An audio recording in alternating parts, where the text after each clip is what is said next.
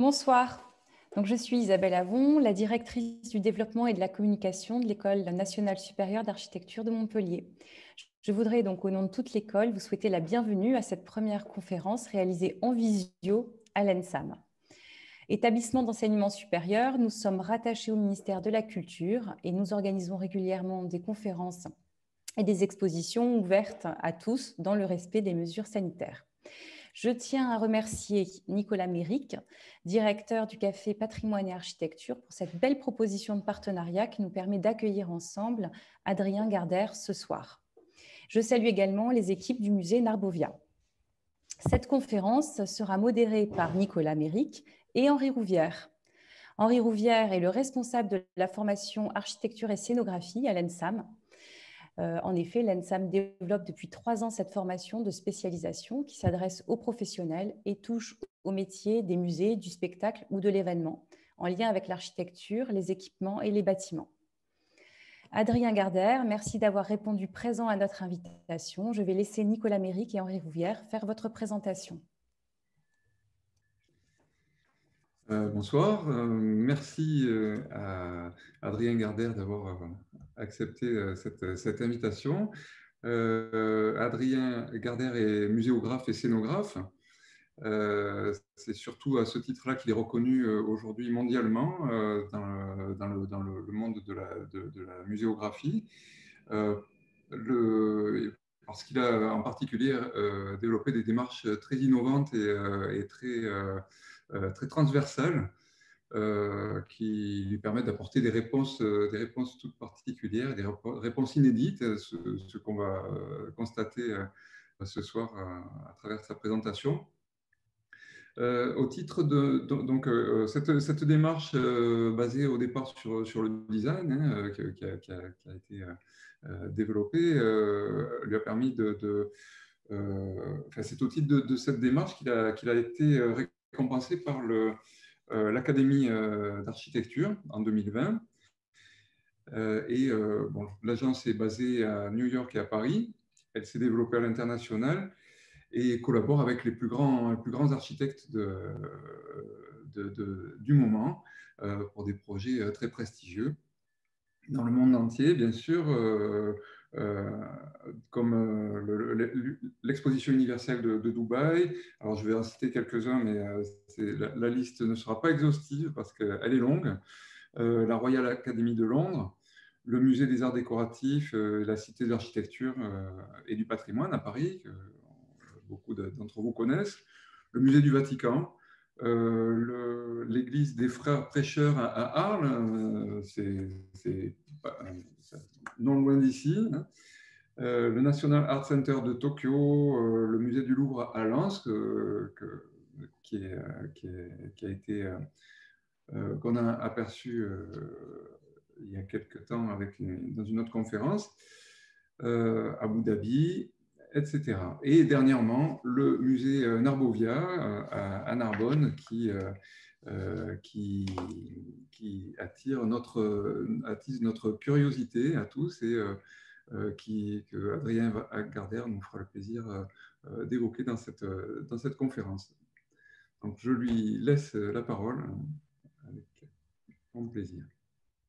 Bonsoir, merci beaucoup de cette invitation. Merci à l'ensemble de l'école, du café et aussi au Narbovia de s'être prêté à cette conférence qui, bien sûr, se fait dans le contexte de l'école et donc avant tout, je crois, but d'essayer de comprendre un petit peu les principes, les méthodes de techniques qui sont les nôtres et les modes de conception qui sont les nôtres. Je cherche tout de suite mon document. Voilà, je l'ai. Ça y est, je suis avec vous. Donc, vous devriez voir la fiche là, je crois. Et ce que je vais essayer de faire, peut-être, c'est de vous raconter, comme vous le disiez, non pas l'ensemble des projets que l'on a pu mener dans le monde. Là, il y en a quelques exemples, du Louvre-Lens à Cluny, du Caire à Toronto, et d'essayer de se pencher sur vraiment 2 projets français iconiques que sont d'une part le Louvre-Lens développé avec les architectes japonais Sana, Kazuyo Sejima et Rui Nishizawa, ainsi que la paysagiste Catherine Mosbach. Et d'autre part, bien sûr, le Nargovia qui nous occupe avec les architectes Foster et Partner et Jean Capia, architecte à Nîmes, et avec qui on a mené cette aventure pendant et depuis maintenant 10 ans presque. Et il me semblait intéressant d'essayer justement, à travers ces deux projets, de comprendre la relation, je dirais, qui peut exister dans la conception et dans la mise au point d'un projet entre programme, architecture et exposition, autrement dit entre propos culturels et scientifiques, architecture et muséographie et scénographie. Et je crois que les deux exemples du musée du Louvre-Lens et du Nargovia font montre de collaboration, je crois, assez réussie, en tout cas je l'espère, et dans des contextes assez différents. Et je voulais vous montrer comment des terrils à Narbonne, de Lens à Narbonne-Marsus, cette expérience de collaboration pouvait se mettre en œuvre.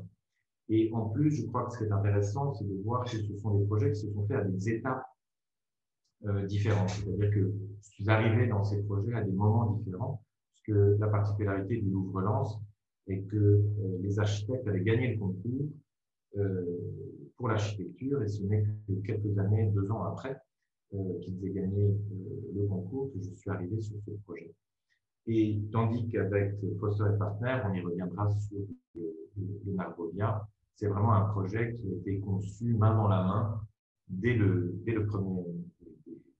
tout début du concours et dès la formation de l'équipe avec les architectes anglais Foster et Partner et avec Jean Capia.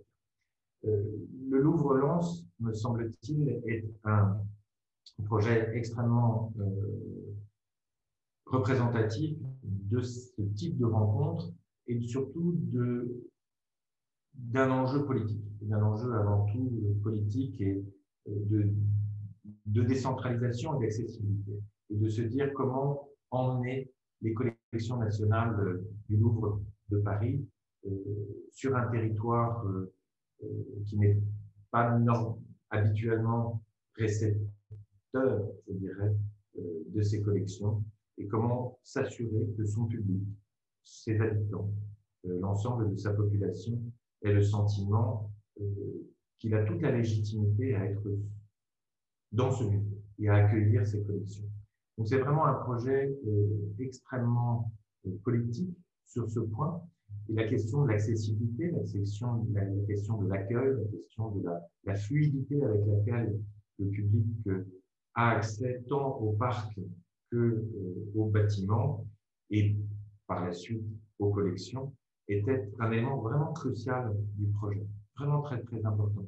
Et l'idée des architectes, le projet des architectes sur cette longue terrine horizontale sur lequel se déploie l'ensemble des bâtiments, allait véritablement dans ce sens. Le parc a plusieurs entrées, 4-5 entrées différentes qui permettent d'arriver de Liévin, de Lens, de l'ouest, du sud ou du nord, et d'accéder ainsi au foyer central qui distribue ensuite les grandes ailes que sont l'exposition temporaire d'une part et la galerie du temps d'autre part.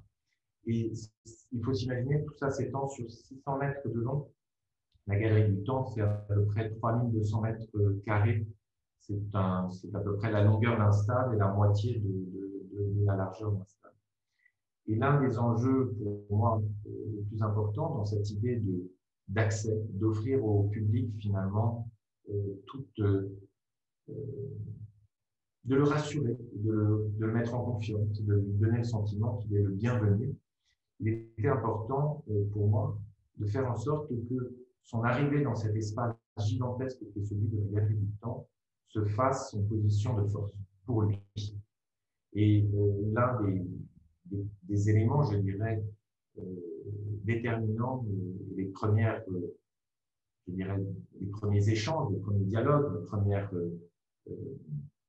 évolution du projet effectué avec les architectes a été de leur proposer de créer une terrasse. Et en fait, non pas d'avoir une coulée de lave comme il en existe en différents endroits dans le musée, c'est une espèce de descente comme ça, douce, de maintenir un niveau de plancher similaire à celui du foyer, c'est-à-dire qu'on est ici entre le foyer et la galerie du temps au même niveau, et de faire en sorte que le public domine la galerie. Et en fait, il la surplombe.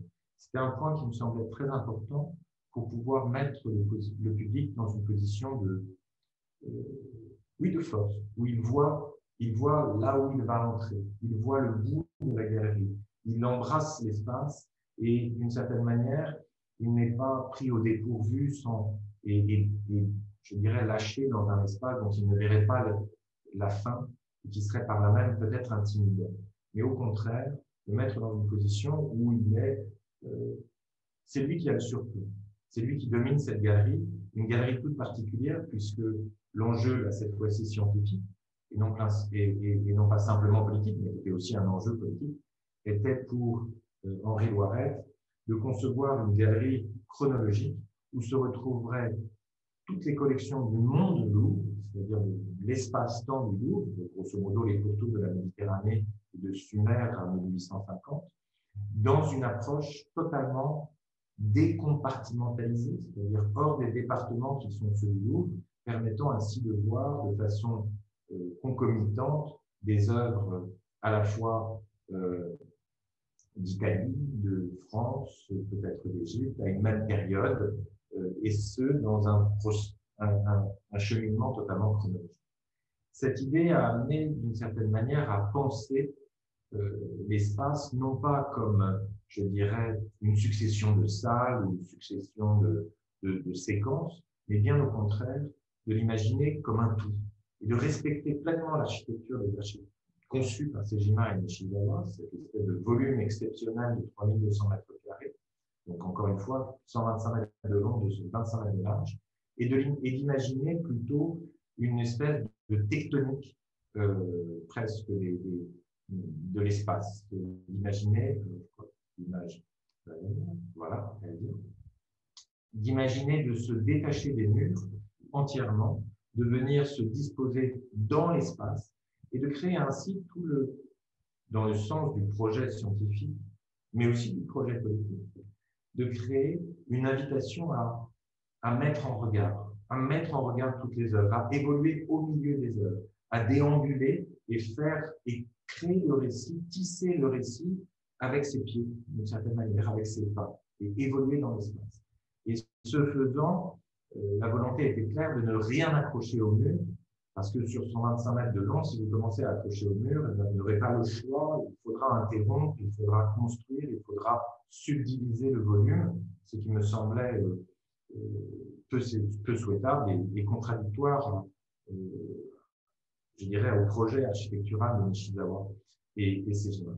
Et ce faisant, et en dialogue toujours avec les architectes, Sejima m'a dit, mais si tu ne veux rien mettre au mur, alors faisons en sorte que jamais rien ne soit mis au mur et allons les effacer, allons les habiller du même parement qui est celui extérieur du bâtiment, à savoir un aluminium légèrement anodisé qui est réfléchissant mais de façon assez floutée, de telle sorte que tout l'espace soit d'une certaine manière libéré de ces murs. Et cela faisait d'une certaine manière doublement sens, parce que ça effaçait la limite, je dirais, physique de l'espace, ça prolongeait l'espace à l'infini, tout en convoquant avec ces jeux de reflets à la fois le public et les œuvres qui sont présentes et les œuvres qui sont absentes. C'est le long de cette mur d'aluminium que l'on a délimité et décrit le seul élément inscrit sur ces murs d'aluminium, qui est une frise chronologique et qui permet aux visiteurs de savoir où ils se trouvent dans le temps.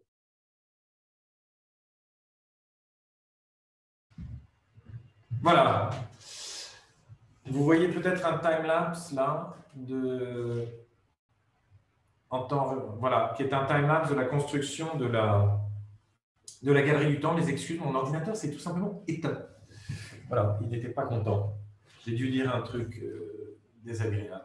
Et là, on voit donc la construction donc en accéléré, en time-lapse, de l'ensemble de la galerie du temps, avec la mise en place de ce parcours qui, encore une fois, est véritablement pensé comme une espèce de tectonique des plaques, comme une espèce de jeu d'archipel qui, chemin faisant, détermine, invite à des cheminements, invite à des parcours, invite à des mises en regard et à des mises en dialogue entre les œuvres, et à la fois dans le temps. C'est un dispositif finalement extrêmement cinématographique, puisqu'il travaille beaucoup sur des jeux de premier plan, de deuxième plan, de hors-champ, de rapprochement, le détail d'une œuvre convoquant le détail d'une autre, des jeux d'anamorphose, des jeux d'échelle entre une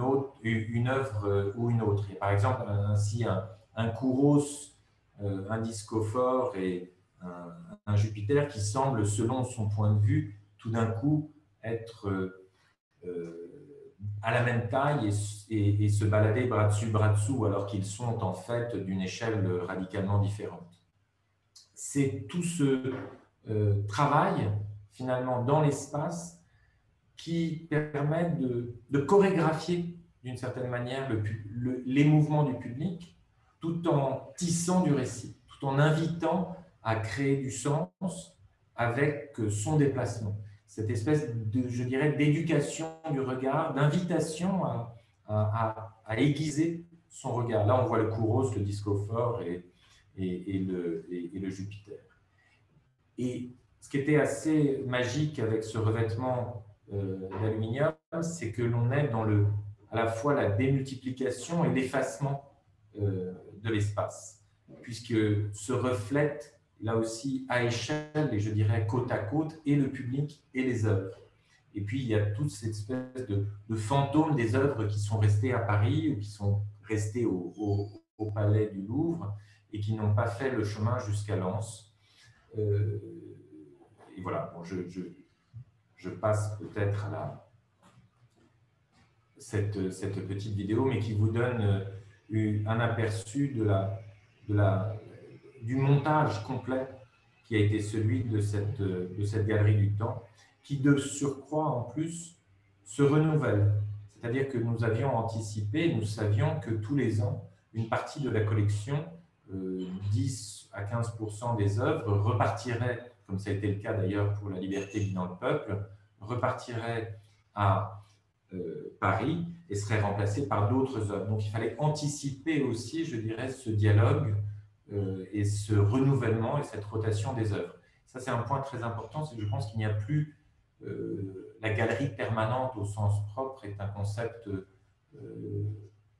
qui n'existe plus vraiment parce que toute galerie est amenée à évoluer, à se renouveler, à se recomposer, à se réorganiser. Et on verra que dans le cas, voilà, le Kouros, le Discophore et le Jupiter, qui font montre d'une certaine manière, qui vous invitent à comprendre naturellement, de façon intuitive, une évolution de la représentation du corps humain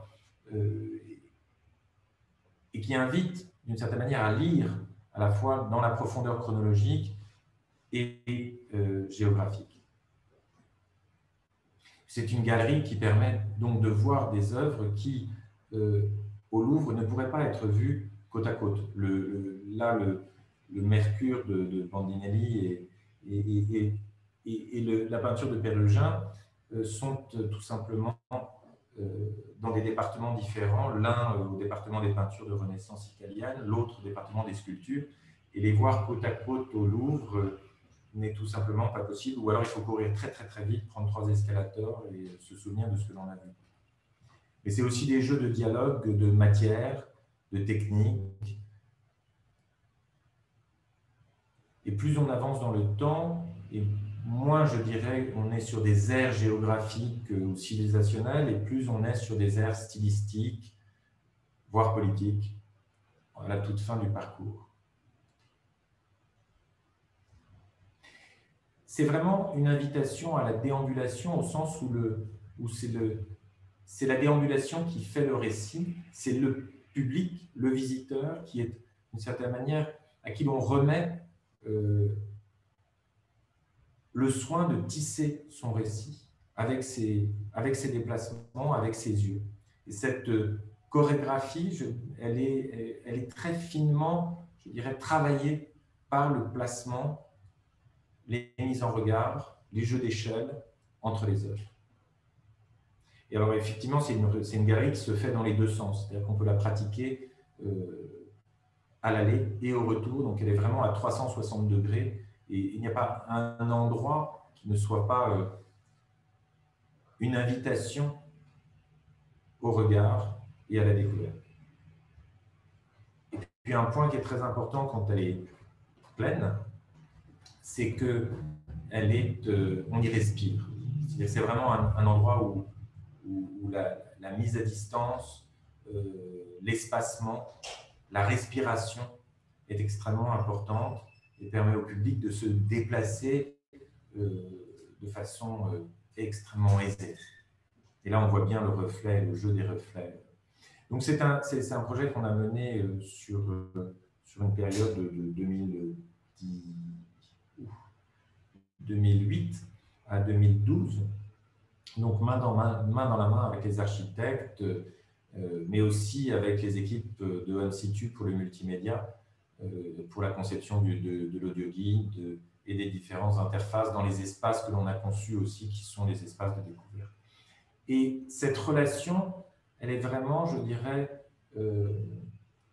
très étroite entre la conception de l'architecture, la conception du parcours, et tout ça, bien évidemment, est tout au long en dialogue très, très étroit avec les conservateurs, avec les directeurs de musée, en l'occurrence Henri Loiret. Et c'est un peu cette configuration que l'on retrouve à Narbonne, mais dans un contexte, cette fois-ci, tout à fait différent. Tout à fait différent parce que la collection n'est vraiment pas du tout la même, même s'il y a des antiquités romaines dans les collections du Louvre, mais surtout parce que la collaboration et la conception avec les architectes de Foster & Partners, Spencer de Grey, Hugh Stewart, François-Pierre Curato et avec l'architecte Jean Capiard-Tranim, qui était l'architecte d'opération, comme on dit, et qui était vraiment le partenaire crucial, notre local, comme le dit Jean lui-même, est un projet à 4, à 6, à 8 mains dès le début, dès ses premières esquisses. Et qui part, je crois que c'est ça qui est, à mon avis, assez exceptionnel dans cette collaboration, qui part vraiment de la nature même des œuvres et de la nature même de l'enjeu de ce musée, qui a pour objectif, c'était l'idée je crois, de Georges Frêche, dès son époque, qui était véritablement de célébrer la Narbo-Martius, la capitale romaine, cette première capitale établie en Gaule, et qui, contrairement à Nîmes ou contrairement à d'autres villes de la région, n'a plus de bâtiments, ou n'a plus de palais, ou n'a plus de tombeaux, ou de capitoles, ou d'arènes. Tout a été en grande partie, même tout a été détruit par les Romains eux-mêmes qui, à l'Antiquité tardive et lors de la christianisation, ont commencé à détruire l'ensemble de ce qui constituait Narbo-Martius et ont utilisé, remployé les pierres pour construire les enceintes de la ville qui elles-mêmes ont été au XIXe siècle dynamitées et détruites en partie. Et c'est une association d'archéologues qui ont récupéré, sauvegardé, sauvé tout un ensemble de pierres d'intérêt, de pierres extraordinaires, à la fois épigraphiées, sculptées.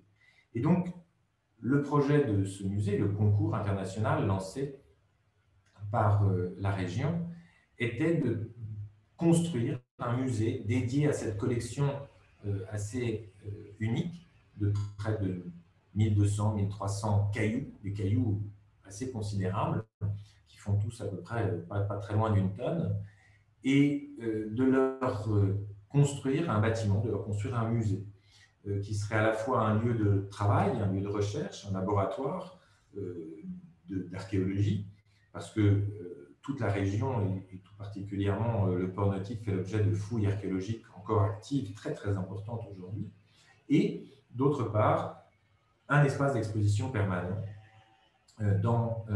célébrant à la fois cette collection, mais aussi les fouilles archéologiques et les différentes collections accumulées par le musée, et par les différents musées d'ailleurs, parce qu'il y avait plusieurs entités. Et le programme, d'une certaine manière, envisageait aussi des réserves très importantes pour une partie de ces pierres, et envisageait de ponctuer les parcours de certains ensembles de pierres autour de thématiques épigraphiques, iconographiques. Et en discutant et en visitant les lieux, m'est venue à l'esprit une idée que j'ai proposée aux architectes et qui était finalement de considérer les pierres, ces fragments, pour des fragments, pour ce qu'ils sont, c'est-à-dire des morceaux, les morceaux d'une monumentalité, les morceaux de bâtiments que les Romains avaient pu construire, puis détruits, des fragments des murs d'enceinte de la ville, et de considérer ces fragments comme autant de morceaux à recomposer, autant de morceaux qui avaient appartenu à une monumentalité, de ne peut-être pas dédier autant d'espace aux réserves, mais de faire des réserves un élément à part entière du musée, d'en faire un mur vivant, un mur qui pourrait se recomposer, se réorganiser, et où finalement, et le public et les chercheurs pourraient, je dirais, marquer, essayer, développer leurs hypothèses, et finalement organiser cette collection, la réorganiser comme une espèce d'immense Tetris permettant justement toutes les hypothèses et tous les discours aussi, et toutes les développements en termes de médiation et en termes d'interprétation. Donc ça, c'était les tout débuts du projet, quand on a commencé à élaborer avec Foster & Partners sur la base de cette idée de finalement transformer la partie du programme dite de réserve en un mur qui serait la frontière naturelle et poreuse entre la partie professionnelle et la partie publique, qui permettrait d'exposer toutes les pierres, qui permettrait d'évoquer la monumentalité passée et disparue, et qui permettrait aussi de devenir un outil tant pour les professionnels du musée que pour le public. Alors, on s'est lancé on a dessiné des palettes, on a mis au point tout un ensemble de choses, et même on a imaginé que la médiation, plutôt que d'être figée sur tel ou tel objet, pourrait finalement s'inscrire dans ce mur dynamique et accueillir, selon la pierre que la machine vient apporter et déplacer, des contenus variés, ouvrant ainsi la porte à une espèce de politique éditoriale, à je dirais presque une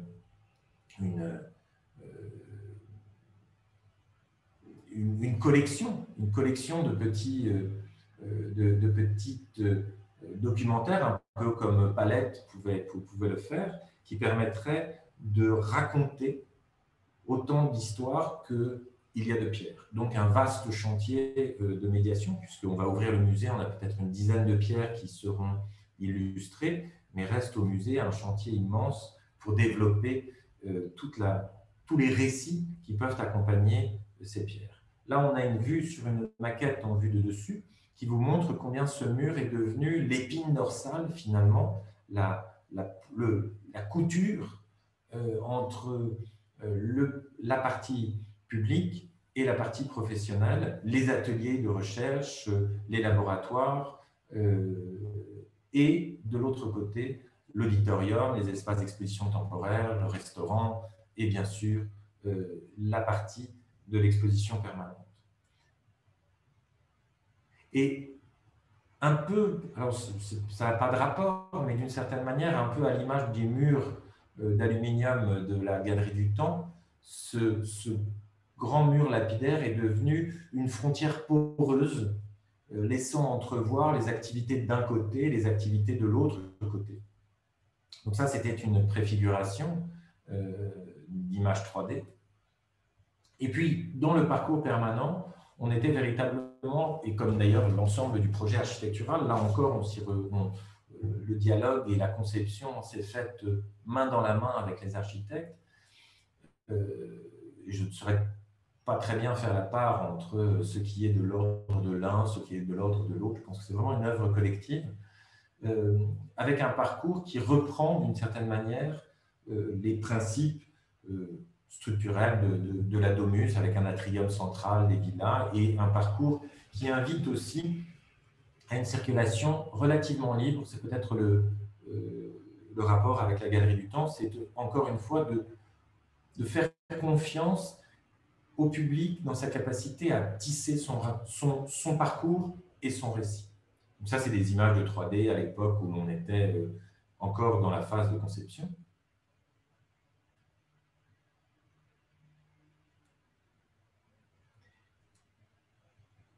Et puis vient le solide.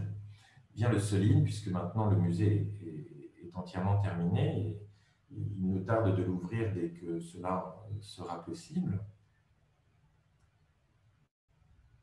Avec un jeu aussi sur une matière très, très particulière qui est ce Cirewall, qui est une technique en fait de béton tassé et empilé qui reprend des grains et des pigments et des terres locales et qui joue là aussi de la métaphore archéologique, des strates et des couches archéologiques de terrains multiples, et qui est en fait un mur structurel de béton tassé et teinté qui permet de porter l'ensemble de la toiture en béton préfabriqué, qui sont des grandes poutres très, très, très impressionnantes. Et on voit depuis l'extérieur la frontière, je dirais, on voit ce mur lapidaire qui, d'une certaine manière, scinde les deux entités professionnelles et publiques. Et que l'on voit d'ailleurs depuis l'entrée, dès lors que l'on se rapproche, on a une borne milliaire sur le côté qui marque d'une certaine manière l'entrée du musée et marque aussi le carrefour que représente Narbonne. Et on a ce mur qui fait 70 mètres de long, donc, et près de plus de 10 mètres de haut, qui est d'ailleurs les deux bâtiments, parce que ce sont vraiment comme deux bâtiments, le bâtiment professionnel et le bâtiment public, viennent se rencontrer sur cette ligne de lumière zénitale qui bénéficie de la lumière naturelle qui vient tomber directement sur les œuvres. Et ce jeu de marche et de dédale, une espèce d'agora qui invite le public à s'asseoir, à contempler, à découvrir. Et entre ces deux immenses rayonnages monumentaux, un transstocker, c'est son nom, un transstocker qui vient tout simplement, là on est dans la phase du remplissage, qui vient se saisir des pierres et va les emporter et les disposer et les réorganiser. Donc là, le mur était encore assez vide, puisqu'on était en train de le remplir, parce qu'il a fallu pierre à pierre que le robot se saisisse des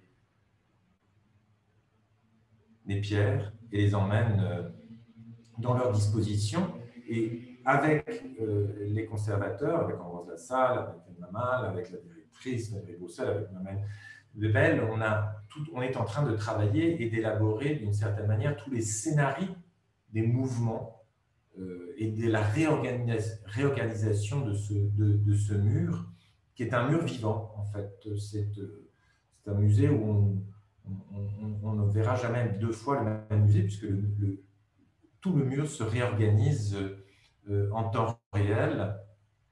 Et c'est une réorganisation qui n'est pas gratuite, c'est une réorganisation qui a un sens et qui est porteuse véritablement d'un propos et qui permet de déchiffrer, de comprendre, d'illustrer là une pierre sur sa dimension épigraphique, là une pierre sur sa dimension iconographique, là d'illustrer la fortune d'une pierre, et d'où vient-elle et que sait-on d'elle. pupitres que vous voyez, ce sont des dispositifs qui permettent de consulter l'art pierre à pierre, leur cartel, les informations qui les concernent, tandis que sur les écrans viennent se positionner une pierre qui, à ce moment-là, est illustrée par un petit film tout simple, très, je dirais, presque intuitif et facile à comprendre presque avec les yeux, uniquement avec les yeux, qui ont été développés là encore par In-Situ, avec qui on a travaillé sur ce projet, et qui viennent et qui ouvrent le champ, je dirais, à une collection de films. Mais on voit bien qu'on est étonnamment proche des images qui furent celles du concours dès le début. Et puis après, commence un parcours qui, là, est vraiment le parcours des expositions permanentes, où vont se déployer l'ensemble du récit depuis la construction de la capitale et jusqu'à sa transformation et la destruction d'une partie, une grande partie de ces bâtiments dont on retrouve précisément les fragments dans le mur.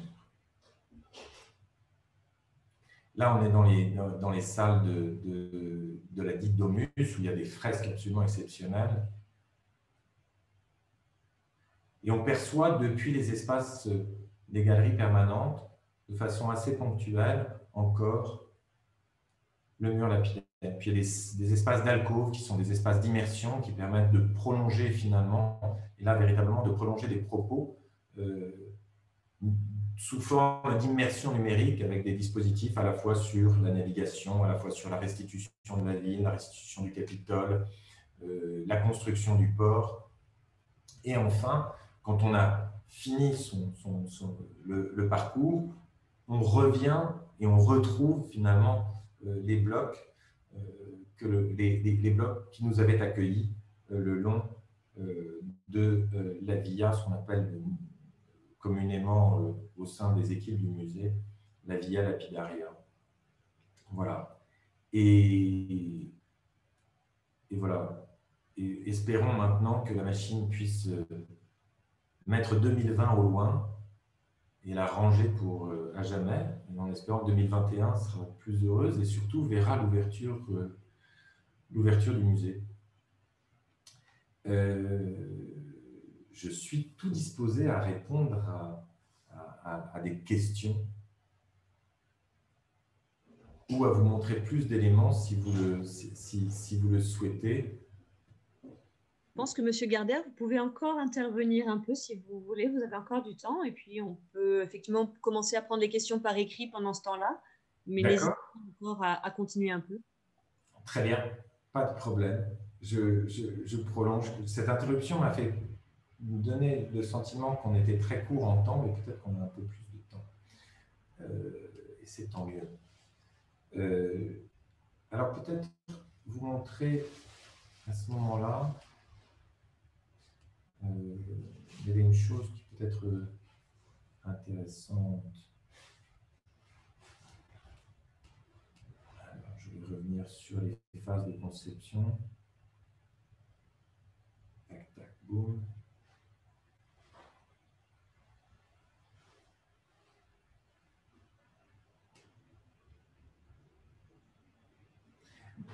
Alors, ce qui est important, je pense, sur ce projet, c'est véritablement aussi de voir comment, finalement, c'est la nature des œuvres qui a dicté une grande partie du dessin du projet. C'est véritablement cette idée du fragment et de la nature de la collection qui a dicté les solutions proposées. Il y a un autre élément que je voudrais vous montrer qui me semble peut-être intéressant, qui est là. Voilà, que je vais vous montrer. C'est la manière dont, avec les architectes, au même titre que les fragments m'ont permis d'imaginer ce mur, l'architecture romaine et ses fondamentaux, d'une certaine manière, a, elle, à son tour aussi, nourri, inspiré Foster & Partners et l'ensemble de l'équipe dans la conception des espaces et dans la conception des principes à la fois d'usage, à la fois de structurelle et à la fois architectonique de l'ensemble du bâtiment, avec des références sur les brise-soleil, des références sur les atriums, sur les ouvertures, sur la pénétration de la lumière. On retrouve dans l'atrium central de la galerie permanente, on retrouve un oculus qui n'est pas sans évoquer celui du Panthéon à Rome. Bien évidemment, le péristyle et les cours intérieurs sont des éléments extrêmement importants qu'on retrouve dans les cours intérieurs qui se trouvent dans les bâtiments, dans le bâtiment professionnel. Et c'est donc vraiment tout un ensemble de référents, mais de références subtiles qui ne sont pas, je dirais, outranciers, mais qui sont plutôt des évocations simples, des évocations assumées et délicates de l'ensemble et de l'héritage et du contexte romain qui est celui du musée et de la Narbo Mercius. Je ne sais pas s'il y a d'autres éléments que je pourrais vous montrer sur ce projet, ou peut-être vous montrer un autre projet si vous voulez. Je ne sais pas, peut-être qu'on pense monsieur, nos amis Henri Rivière, je ne sais pas, qu'est-ce que vous en dites? Vous avez encore le temps, Adrien. Mais sinon, effectivement, pardon. Dites-moi. On peut poser quelques questions. Je vous en prie. Alors peut-être une première question qui concernerait donc ton travail. Tu fais une grande confiance finalement au public, aux visiteurs, en leur donnant un grand espace de liberté, de mouvement. Tu as utilisé le mot chorégraphie pour les œuvres et pour les visiteurs pour Lens. On retrouve aussi cette dimension en Narbonne. Donc faire confiance au public, ce qu'on aimerait savoir, c'est un parti pris qui est difficile peut-être à mener avec les conservateurs et donc avec le projet scientifique. Comment tu organises ce travail pour finalement les convaincre que de pouvoir s'investir, de pouvoir laisser le public s'investir lui-même ne trahira pas le discours qu'ils ont envie de mettre en place. Comment tu fais donc? Quelle est la scénographe avec la conservation? Ben la réponse est un peu dans la question, c'est-à-dire que je pense que l'enjeu principal, d'ailleurs à Lens comme à Narbonne, c'est de mettre le public et le visiteur dans une position où il a le sentiment qu'il peut apprendre de par lui-même, qu'il est maître du rythme, de la scansion et de la manière dont il va appréhender le récit qui lui est proposé. Et je crois que faire confiance au public, c'est d'une certaine manière déjà l'accueillir. Je crois que partir du principe que le public ne serait pas en mesure ou ne serait pas à même de comprendre ou que les relations qu'il aurait à établir avec les œuvres ne pourraient pas se faire sans qu'il ait déjà pris connaissance de l'ensemble de tel ou tel élément, je crois que c'est le mettre dans une position, c'est déjà le mettre à distance. C'est déjà lui faire comprendre qu'entre lui et ce qu'il vient voir dans ce musée existe un fossé, une frontière, une distance qui serait parfois même infranchissable. Et je crois qu'il y a, pour une institution culturelle qui se veut accueillante et accueillir son public, je pense que ce n'est pas un bon début, ce n'est pas un bon démarrage. Je crois qu'il est préférable, tout au contraire, de se demander et de laisser finalement le public se poser des questions, s'approprier les lieux, s'approprier les espaces, s'approprier les mises en regard. Alors peut-être qu'on peut, je pense, qu'on peut les tisser en amont, on peut les suggérer, on peut les anticiper, on peut les scénographier, on peut faire au maximum, je dirais, pour s'assurer que le regard ne va pas se perdre, mais qu'au contraire, il va être dirigé, mais dirigé de façon intuitive, dirigé de façon naturelle, dirigé avec le sentiment que l'on est maître de son de son parcours et du temps que l'on veut y dédier et y consacrer. Je crois que c'est un enjeu très important parce que finalement, nombre d'institutions ont parfois, se sont parfois, je dirais, éloignées d'un certain public ou n'ont pas su amener à elles un certain public parce qu'elles étaient intimidantes, parce qu'on avait le sentiment que ça n'est pas pour vous, on a le sentiment que ça n'est pas que vous n'y êtes pas le bienvenu. Et un travail que l'on a mené à Lens, notamment avec Anne Lamanne, qui aujourd'hui est un Arbovien, par les hasards de la vie, en médiation, était de vraiment d'aller chercher le public, les visiteurs, les voisins du musée à Lens, et de s'assurer que les gens comprennent que c'est une institution qu'un musée leur est destinée. Un musée, ce n'est pas destiné à ses seuls conservateurs, c'est destiné aussi, et peut-être même avant tout, à son public. Je crois qu'il y a vraiment deux missions et elles ne sont pas incompatibles, elles ne sont pas opposables, elles ne sont pas opposées.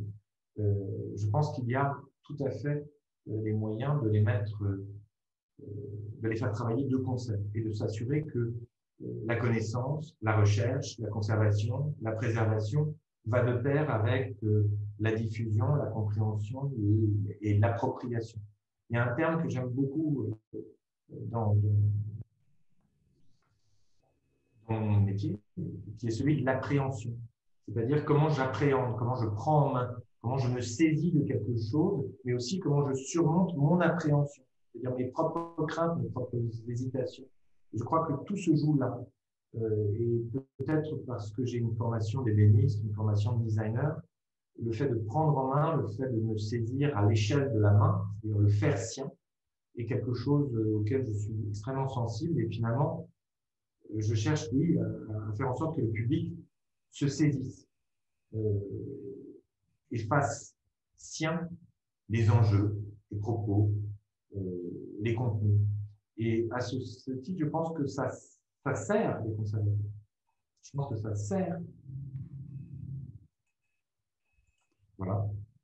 D'accord. Est-ce que tu peux peut-être nous préciser dans ton travail la recherche sur la matérialité lorsque tu dessines des souclages, lorsque tu dessines des supports, ce choix de matériaux, donc comment tu l'élabores, quelle est sa genèse, comment il devient une évidence que ce soit traité plutôt avec du métal, plutôt avec un traitement de teintes particulières. Donc comment l'élaboration matérielle des supports de la muséographie naissent au sein de ta conception et du projet? Je crois que de la même manière que formellement ou en termes de matière, dans les deux cas, j'essaie non pas de repousser ce moment au plus loin, mais de m'assurer qu'il est vraiment le fruit de tout ce qui précède. Et que, d'une certaine manière, la prise en compte de la nature même des œuvres, de leur polychromie, de leur matérialité, de leur poids, de leur dimension, et de la scansion qu'elles opèrent dans l'espace. C'est-à-dire combien j'en ai, et comment se distribuent-elles dans l'espace, comment est-ce qu'elles évoluent, comment est-ce qu'elles se mettent en regard, sont autant d'éléments qui permettent, je dirais, de réfléchir déjà à leur disposition, à leur distribution dans l'espace. Et après, bien évidemment, tout ça se fait dans un contexte qui est celui d'une architecture, parfois patrimoniale, parfois ancienne, parfois contemporaine, parfois créée, parfois moderne, parfois créée de facto en même temps, qui sont autant de contextes très différents, mais d'essayer de se dire, encore une fois, de trouver une justesse et par rapport aux œuvres, et par rapport aux propos, et par rapport à l'enveloppe. Les trois, à mon avis, participant toutes du propos, de la perception et d'une invitation à comprendre, encore une fois, avec ses jambes, avec ses yeux, en se déplaçant. Et Pour la Galerie du Temps, par exemple, le caractère très épuré de ces modules, la couleur relativement, on est sur des teintes de gris très claires, etc. C'est une volonté de vraiment faire jouer la polychromie des œuvres, faire ressortir, ne pas jouer en concurrence avec les œuvres à travers, je dirais, les premières pierres de la collection jusqu'aux peintures du 19e, mais plutôt de laisser, je dirais, vivre la matérialité des œuvres. Et puis en plus, dans cet environnement d'aluminium, habillé d'aluminium, de béton au sol, à Narbonne, le travail sur le caractère filaire, structurel, métallique des podiums, des socles, des bases, des gaines, etc. Alors, il s'est défini presque naturellement vers le métal compte tenu de la nature de la collection, sur des cailloux qui pèsent très, très lourd. Donc, on n'allait pas faire ça avec des petites allumettes. Ça, c'est certain. Mais sur la couleur, on a beaucoup travaillé, et énormément avec les architectes, et énormément avec Hugh Stewart, qui m'a tiraillé pour qu'on trouve là encore une teinte qui soit à la fois de l'ordre de la finition du métal, mais qui fasse écho au béton, fasse écho au galva, qui était une volonté forte de la part des architectes d'avoir ces éléments galvanisés, et on a beaucoup travaillé pour pouvoir s'assurer que l'ensemble du mur lapidaire soit galvanisé. Donc, il s'agissait de cette manière d'être fidèle à la finition du galva, mais sans être aussi brutaliste que le galva, pour aller, je dirais, anoblir un petit peu le galva pour rentrer dans les espaces d'exposition permanents, pour plus être dans le rayonnage ou la huisserie des grandes fenêtres, ne pas être dans un béton brut non plus dans la couleur, mais faire évoluer avec cette peinture qui est assez magique et qui joue avec la lumière, qui évolue dans sa teinte selon les angles de vue, et qui permet donc de faire vivre des structures qui, au demeurant, sont assez simples et sobres, extrêmement dessinées, mais épurées. Je rebondis tout de suite parce que tu viens de prononcer, tu viens de dire qu'il joue avec la lumière. Oui. On sent dans la galerie à Lens un travail qui est une lumière qui baigne en fait l'intégralité de l'espace. On a ressenti ça donc lundi lorsqu'on a visité aussi Narbonne. Donc, j'aimerais que tu nous dises aussi un mot sur ta vision de la lumière dans la muséographie. Alors, d'abord, comme dans tout projet, au même titre qu'il y a des architectes, Foster & Partners, qu'il y a Juncapia, il y a aussi des gens qui travaillent la lumière, qui nous accompagnent. En l'occurrence, ça a été George Sexton, qui a l'habitude de travailler avec Foster, et puis et Joe Geithner, qui ont vraiment conçu avec nous la lumière, avec Lens, c'était avec Arouf pour les architectes, c'était avec Alexis Cousman pour la mise au point et la conception vraiment fine des éclairages muséographiques dans la Galerie du Temps et dans les espaces d'exposition temporaire. On a retravaillé d'ailleurs avec George et Alexis à Narbonne pour les réglages, parce que malheureusement George Sexton ne pouvait pas venir à cause du Covid.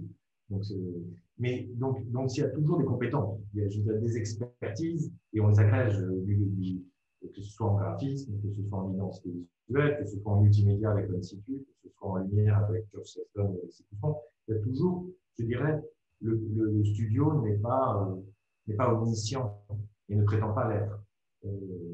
En revanche, ce qui est important, c'est de savoir s'entourer et agréger les compétences des meilleurs, et avec lesquels on s'entend et avec lesquels il y a cette relation.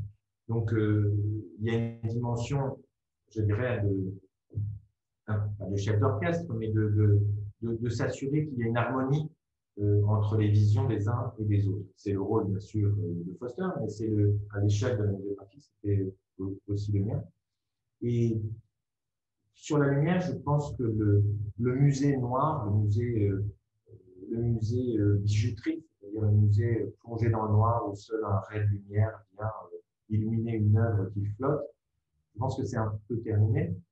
Et je pense que c'est terminé parce que c'est précisément des visions qui ne font le point et qui n'invitent qu'à regarder que dans un sens. Et je pense que s'ouvrir à la lumière naturelle, en tenant compte des enjeux de conservation préventive, etc., s'ouvrir à la lumière naturelle, s'ouvrir à la lumière, c'est inviter à une profondeur de champ et à une multiplicité des regards et une multiplicité des points de vue. Et je crois aujourd'hui que le musée, non seulement se doit, mais ne peut plus s'en tenir à je dirais, à une ligne de lecture unique. Aujourd'hui, la multiplicité des points de vue s'impose et d'une certaine manière, inviter le public à déambuler de par lui-même et de ne pas simplement longer des murs le long desquels seraient accrochées des œuvres, en alternant mur, œuvre, cartel, mur, œuvre, cartel, mais plutôt en évoluant dans l'espace, en essayant de regarder dans la profondeur de champ une œuvre par rapport à une autre. C'est l'inviter à multiplier les regards et les points de vue. Et c'est évident que la lumière participe pleinement à cela pour donner relief, pour inviter, pour créer attirer le regard, etc.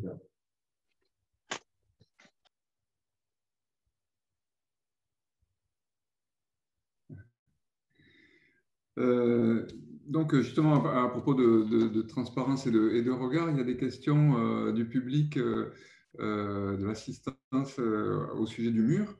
On demande s'il est possible d'apercevoir le travail des chercheurs à travers le mur. Oui, alors c'est vraiment un lieu, c'est vraiment c'est vraiment une frontière poreuse. Je vais vous montrer des images, mais c'est vraiment une frontière poreuse. Je vais essayer de trouver une image tout de suite. On le voit, je crois,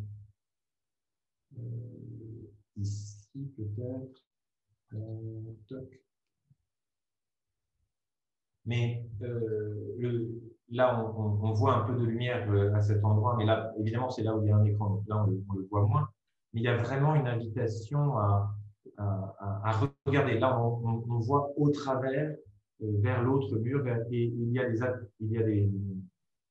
des petits jardins qui sont ménagés, et en plus, des visites seront organisées, des visites guidées de l'autre côté. Donc, qui font partie du parcours de médiation, qui font partie de la visite, mais cette fois-ci en plus petit groupe, et qui permettront de voir l'envers du décor. Comme d'ailleurs à Lens, il y a l'envers du décor, puisqu'on surplombe les réserves que l'on peut regarder. Alors, il y a une question sur ce mur de pixels de pierre qui est sur finalement sa technique. Comment ça marche? Est-ce qu'il va y avoir un algorithme qui programme en fait le déplacement des blocs? Qu'est-ce qui préside à ce déplacement et à ces mouvements? Je pense qu'il y a plusieurs choses. C'est-à-dire que ce n'est pas un algorithme, c'est de la programmation. On programme les déplacements. Ce sont les conservateurs, vraiment, Ambroise Lassalle et toutes les équipes du musée qui sont en train de préparer et je dirais, d'écrire les scénarios. Scénarios qui peuvent illustrer tel ou tel rapprochement de pierres, telle thématique, tel sujet. Ça, c'est une première élément. L'autre élément, c'est bien évidemment les pierres qui font l'objet d'une illustration. C'est-à-dire que toutes, aujourd'hui, ne font pas l'objet d'une illustration iconographique mais celles qui le font déjà vont venir se loger et venir doucement animer ces écrans. Et donc, on est dans une alternance entre la réorganisation du mur et les regroupements de pierres autour de thématiques particulières et l'apport des pierres qui font l'objet d'une illustration au sein de ces écrans. Je vais essayer de vous trouver une vidéo pour illustrer ça peut-être plus pleinement pendant que je réponds à une autre question. volontiers. Une question sur le graphisme concernant ta muséographie, sur Là, on voit ta relation de travail avec les graphistes, ou est-ce que c'est le studio qui fait aussi cette partie-là de la muséographie? Non, du tout. On travaille avec des graphistes. En l'occurrence, là, on a travaillé avec une agence de graphisme qui s'appelle CL Design, avec qui on avait eu la chance de travailler de par le passé, qui encore une fois, eux sont arrivés un peu plus tard en aval du projet et qui, sur la base d'un cahier des charges que l'on avait élaboré avec Foster et Partners et avec bien évidemment les équipes du musée, ont mis en musique, je dirais, l'ensemble du propos. Non, le graphisme et la signalétique, d'une certaine manière, sont bien évidemment déterminants dans chacun des projets que l'on peut mener. Que ce soit à Lens, où c'était avec Norm, des graphistes suisses, ou que ce soit ici, là, avec CLDesign. Et c'est la même chose avec Institut pour le multimédia. Et le travail de la médiation numérique et de sa traduction en installation, en immersion, en dispositif d'écran et autres.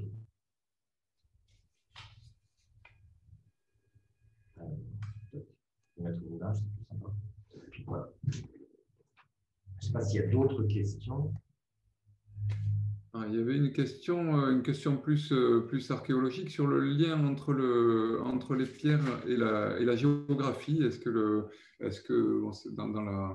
dans la disposition de la scénographie, est-ce qu'il y a un lien entre les pierres et la géographie du lieu Alors, je ne voudrais pas me substituer aux conservateurs, aux commissaires et aux chercheurs qui ont produit et construit le programme scientifique et la collection et les propos. Mais il y a bien évidemment une première relation géographique immédiate, c'est que la plupart des pierres viennent de Narbonne.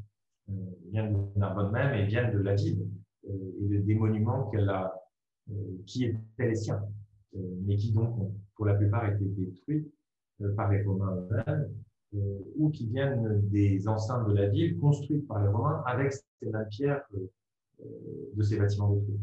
Donc, il y a déjà une proximité directe. Et ensuite, c'est un petit peu ce que dit la borne miliaire que l'on trouve, je vais essayer de la retrouver, à l'entrée. C'est ce que dit cette borne miliaire, c'est que Narbonne est au carrefour, d'une certaine manière, de toutes les routes, de toutes les voies de l'Antiquité dans cette région et à cette époque. Donc, la relation géographique, l'idée que la Narbo-Martius est au cœur et au carrefour de l'ensemble de ces voies, à la fois navigables et à la fois terrestres, est cruciale. Donc, bien sûr, je pense que le lien géographique, il est plus que présent et il s'illustre d'ailleurs sur ce mur par les vidéos et les projections dès l'entrée, mais il s'illustre tout au long du parcours avec des enjeux cartographiques que l'on retrouve en différents points du parcours permanent. Ensuite, on a une question, c'est peut-être donner quelques chiffres au public, c'est-à-dire le coût pour Lens et pour Narbonne. Alors, Lens, c'est un projet qui est à peu près au global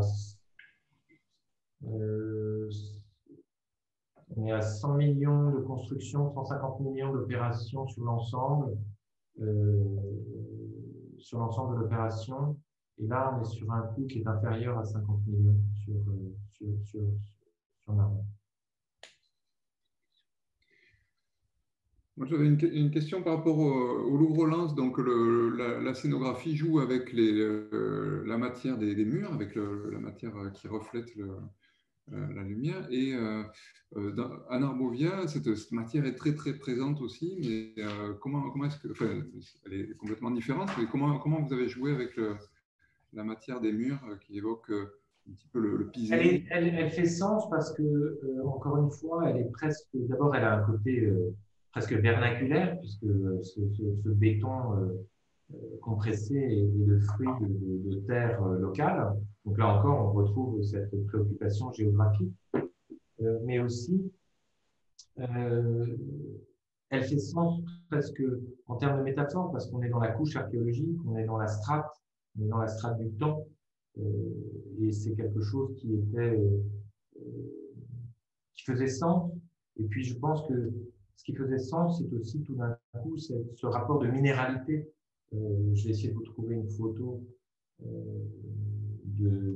qui illustre bien ce propos entre je dirais la relation et la rencontre entre la minéralité du mur et la minéralité des œuvres, tout simplement. Je vais essayer de vous trouver une image qui illustre ça bien. Tac. Là, on voit bien le mur.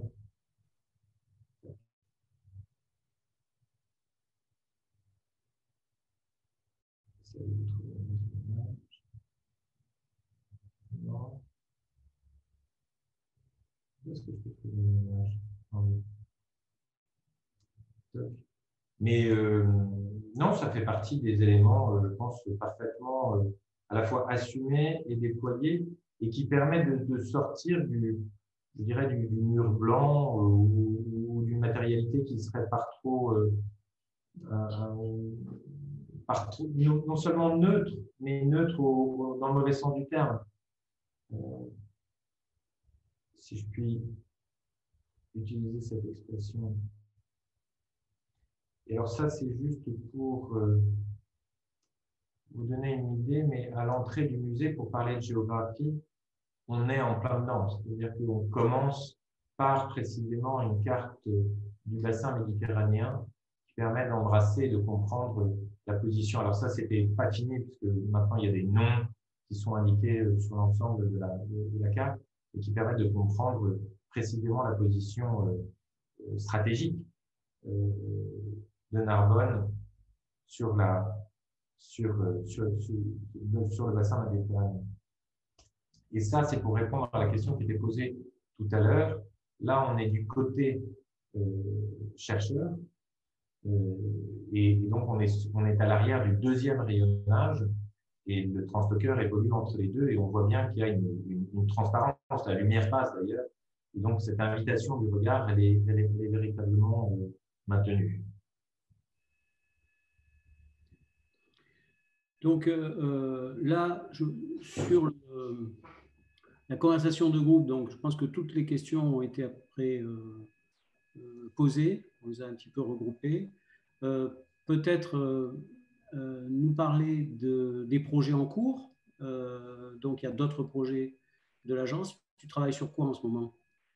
Alors en ce moment, on travaille sur pas mal de projets. On est en train de… alors il y en a plusieurs. On a arrêté le partage.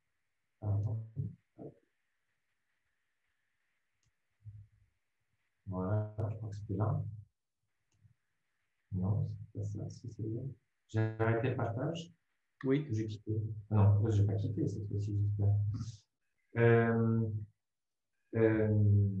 On est en train de travailler à la rénovation du musée de Cluny à Paris, le musée du Moyen-Âge, qui est un projet de grande envergure et de longue haleine, parce que c'est un projet là aussi d'une temporalité assez importante. On est en train de travailler sur l'extension avec l'atelier Novembre du musée Rollin à Autun, qui s'appelle le Grand Musée Rollin, qui est en fait l'extension du musée Rollin existant à la prison panoptique et à l'ancien palais de justice qui le jouxte. On vient de finir la refonte complète des galeries de la mode du musée des arts décoratifs à Paris, dans l'aile Marsan du Louvre, avec jeunes architectes qui viennent d'être Naja et bien urbain, pour lesquels on a repensé entièrement les espaces d'exposition permanente, mais qui sont des espaces d'exposition temporaires. Donc, on a repensé les espaces pour accueillir les dispositifs d'exposition temporaire.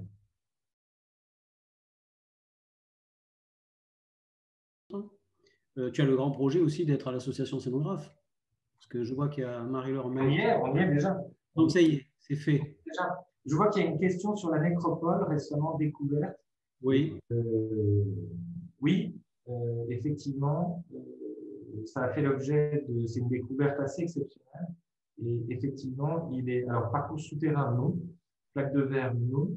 Je ne crois pas. Mais en revanche, il y a l'ambition, effectivement, de, je crois, prolonger ces découvertes, voire de les exposer dans le cadre du musée. En tout cas, je sais que ça fait partie des choses auxquelles le musée et ses équipes sont particulièrement attentifs.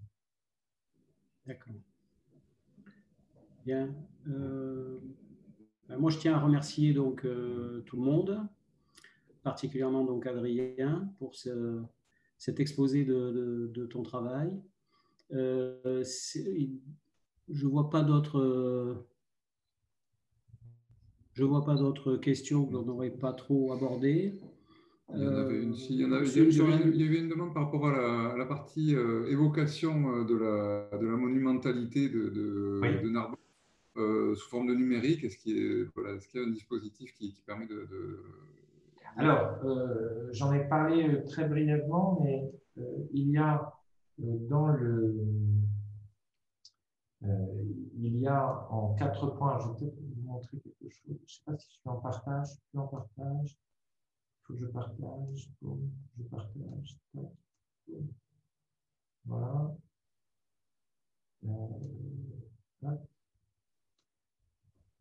Alors, tac. L'idée, dans le parcours permanent que là vous voyez, avec les différentes sections et les différentes séquences, autour de l'atrium, vous voyez ces 4 blocs gris, et qu'on a vraiment voulu et imaginé comme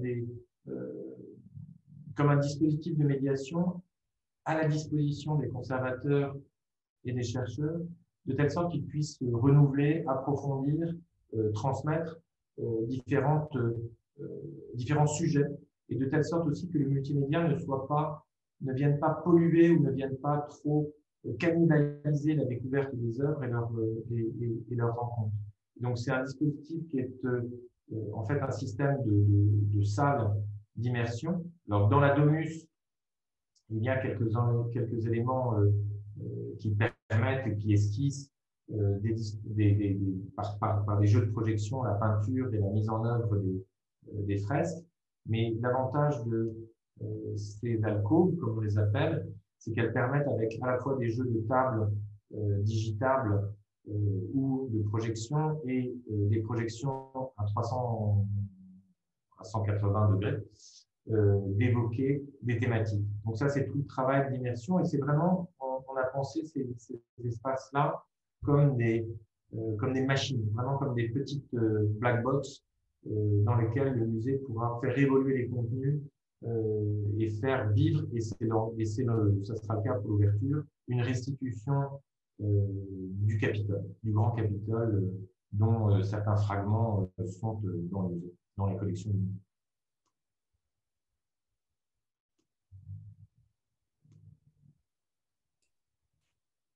Merci, merci pour cet exposé très détaillé.